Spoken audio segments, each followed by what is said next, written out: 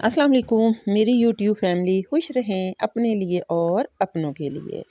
जी friends, आज की video बहुत इन्फॉर्मेटिव और बहुत यूज़फुल होने वाली है मेरे उन बिगनर्स के लिए जिन्होंने मुझे अभी अभी किया है ज्वाइन। क्योंकि ये वीडियो मैं 1 साल पहले भी बना चुकी थी जो कि माशाल्लाह से काफ़ी गई थी वायरल। चलें जी स्टार्ट करते हैं। बिस्मिल्लाहिर्रहमानिर्रहीम। आज की वीडियो में मैं आपके साथ शेयर करूंगी कि किस तरह हम अपने घर के अनाज, चावल, गंदम और दालों को सुसरियों, कीड़ों, फंगस और ये बुरबरा होने से बचा सकते हैं।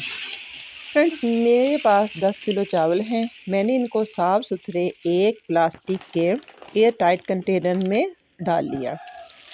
अब क्या करना है, बहुत सिंपल, बहुत क्विक। आपने लेना है एक लहसुन का बड़ा फूल।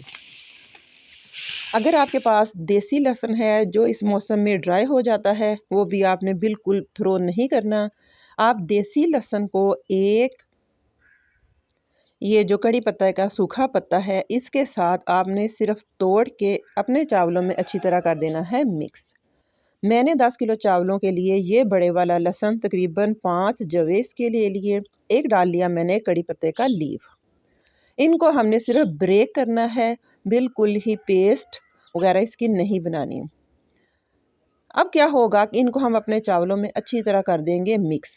गंदम चूँकि एक बहुत ज़्यादा माशाल्लाह से बहुत ह्यूज क्वांटिटी में होती है, इसलिए उसमें आप साबुत सूखा हुआ लहसुन भी डाल सकते हैं। फ्रेंड्स, इससे ये होगा कि जैसे-जैसे हमारा लहसुन इसमें सूखता जाएगा, इसकी खुशबू से कोई भी इंस्टेंट सुसरी, कीड़ा, सुंडी कोई भी इस चावलों में नहीं आएगी और चावलों में एक अच्छी-सी महक हमेशा रहेगी।